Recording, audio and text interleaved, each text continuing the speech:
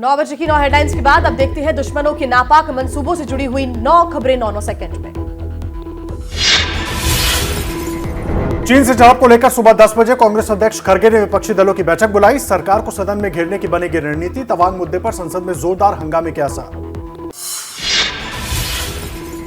चीन से झड़प पर संसद में रक्षा मंत्री राजनाथ सिंह का बयान। बोले 9 दिसंबर को चीन ने तवांग में यथास्थिति बदलने की कोशिश की। हमारे सैनिकों ने दिया मुंह तोड़ जवाब। चीन के सैनिकों को खदेड़ा।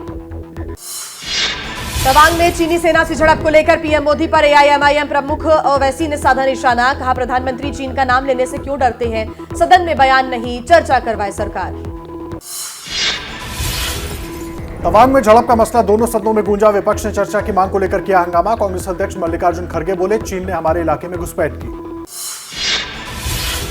कांग्रेस नेता अधीर रंजन चौधरी का सरकार पर आरोप। कहा, पीएम केयर फंड की भी होनी चाहिए जांच। चंदा देने वालों की लिस्ट जारी करे, तब पता चलेगा कि कितनी चीनी कंपनियों ने दिया है चंदा।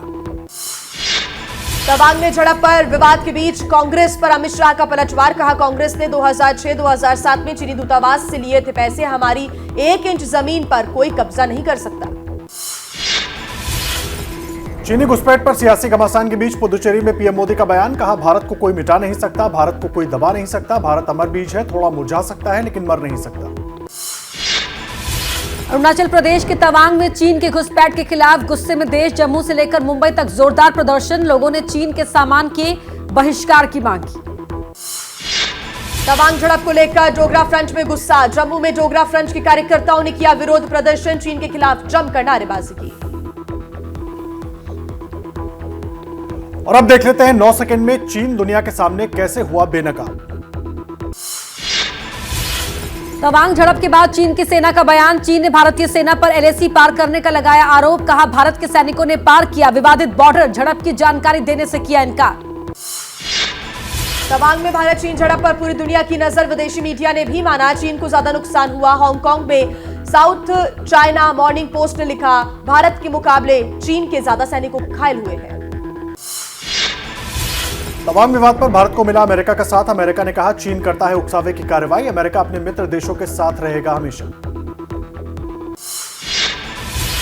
अरुणाचल प्रदेश के तवांग में चीनी सैनिकों से झड़प के बाद भारतीय वायुसेना ने एलएसी पर बढ़ाई निगरानी। हालात पर करीब से रख रही है नजर। लड़ाकू विमानों को किया गया तैनात। भारतीय वायुसेना का इस सप्ताह पूर्वी क्षेत्र में प्रशिक्षण अभ्यास। लड़ाकू विमानों की तैयारी की होगी जांच। बहुत पहले ही बनाई गई थी प्रशिक्षण अभ्यास की योजना।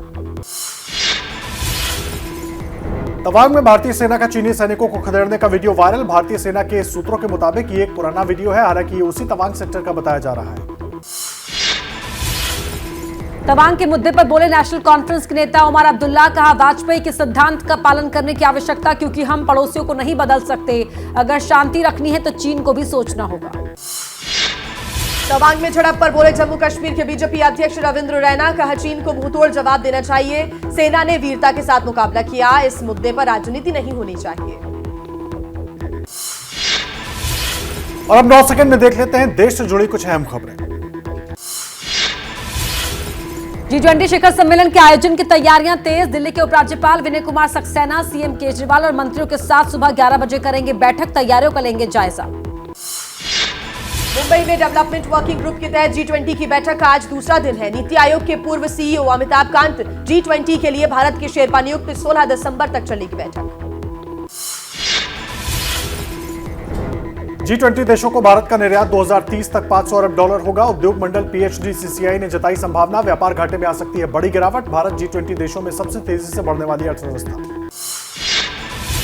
दिल्ली एयरपोर्ट पर भीड़भाड़ के चलते हो रही परेशानी का मामला। संसद की स्थायी समिति ने प्राइवेट एयरपोर्ट के संगठन और दिल्ली इंटरनेशनल एयरपोर्ट के सीईओ को किया तलब। 15 दिसंबर को होगी बैठक। जम्मू कश्मीर में fire and emergency services department की भर्ती के दौरान धांधली का आरोप। 3 सदस्यीय जांच कमेटी का गठन। हाईकोर्ट पहुंचे अभ्यर्थियों ने नए सिरे से भर्ती की मांग की है। यूपी के कौशाम्बी में मालगाड़ी के एक डिब्बे के 2 पहिए पटरी से उतरने से हड़कंप। 3 घंटे तक मची रही अफरा तफरी। दर्जन भर से ज्यादा गाड़ियां स्टेशनों पर ही खड़ी रहीं। और अब देखते हैं सियासत से जुड़ी खबरें 9 सेकंड में। आज बीजेपी संसदीय दल की बैठक। अंबेडकर इंटरनेशनल सेंटर में मीटिंग होगी। गुजरात में पार्टी की ऐतिहासिक जीत के लिए पीएम मोदी का होगा भव्य अभिनंदन। महाराष्ट्र और कर्नाटक के बीच सीमा विवाद को लेकर आज अहम दिन। केंद्रीय गृह मंत्री अमित शाह के साथ दिल्ली में दोनों राज्यों के मुख्यमंत्रियों की बैठक। कर्नाटक के सीएम बसवराज बोम्मई का दिल्ली दौरा, कहा दिल्ली यात्रा के दौरान मंत्रिमंडल विस्तार पर चर्चा के लिए तैयार। सीमा विवाद पर महाराष्ट्र और कर्नाटक के मुख्यमंत्रियों को शाह ने बुलाया है। अहमदाबाद में पीएम मोदी स्वामी नारायण संस्था के प्रमुख स्वामी महाराज के शताब्दी महोत्सव के उद्घाटन समारोह में होंगे शामिल। पीएमओ ने बयान जारी कर जानकारी दी है। 15 दिसंबर से 15 जनवरी तक चलेगा उत्सव। दिल्ली में पीएम मोदी से मिले उत्तराखंड के सीएम धामी। 1 घंटे तक चली बैठक। काली नदी पर बनने वाले डैम, हिमप्रहरी योजना और वाइब्रेंट विलेज योजना को लेकर हुई चर्चा।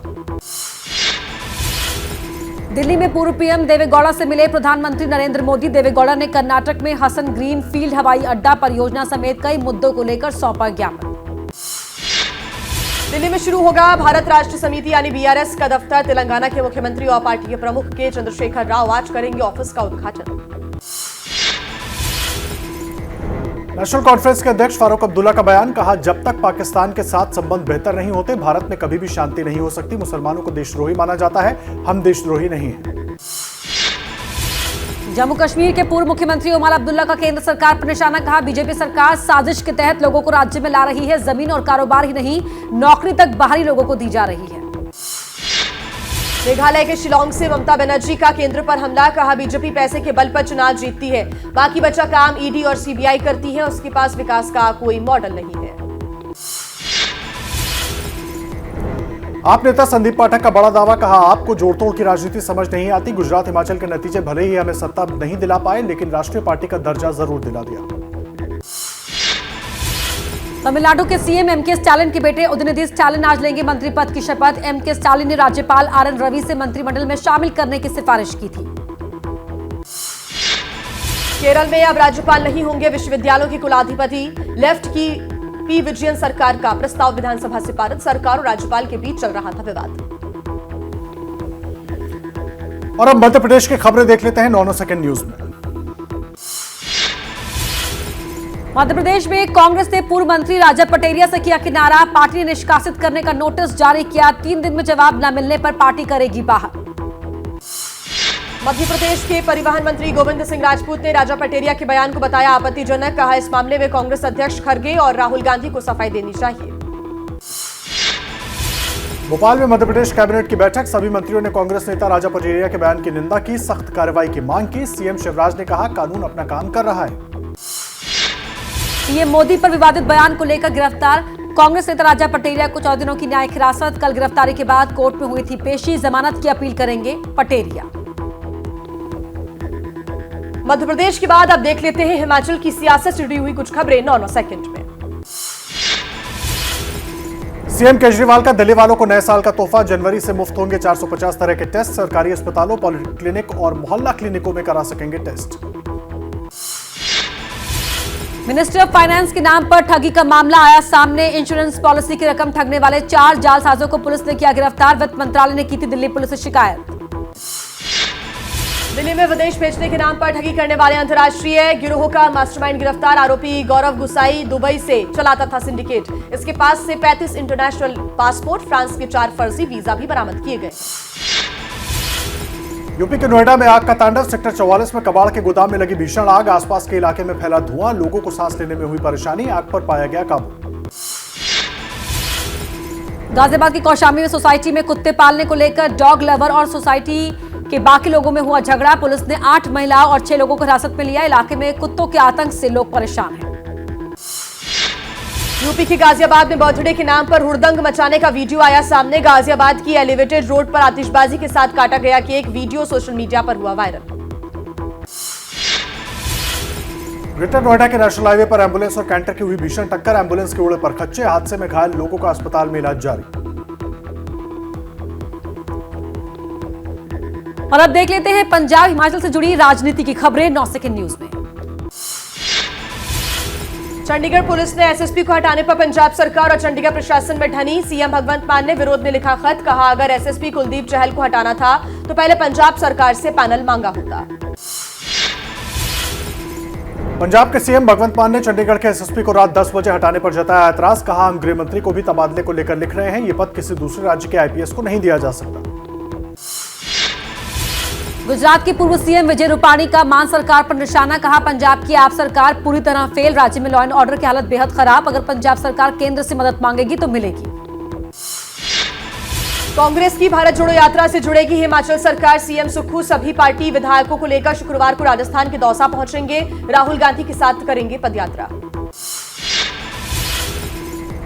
हिमाचल प्रदेश मंत्रिमंडल विस्तार टला, मुख्यमंत्री का कार्यभार संभालने के बाद सोमवार को सुक्खू ने कहा था कांग्रेस हाईकमान से सलाह मशवरे के बाद जल्द ही होगा मंत्रिमंडल का विस्तार।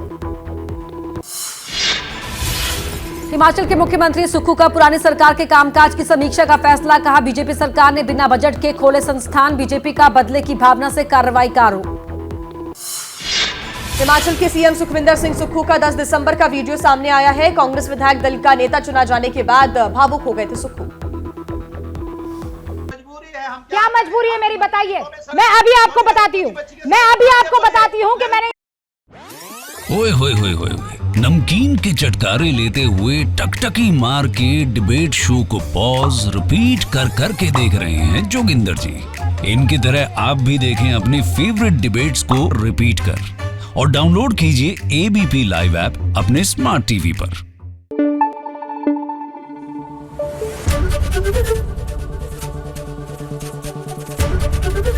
एबीपी न्यूज आपको रखे आगे।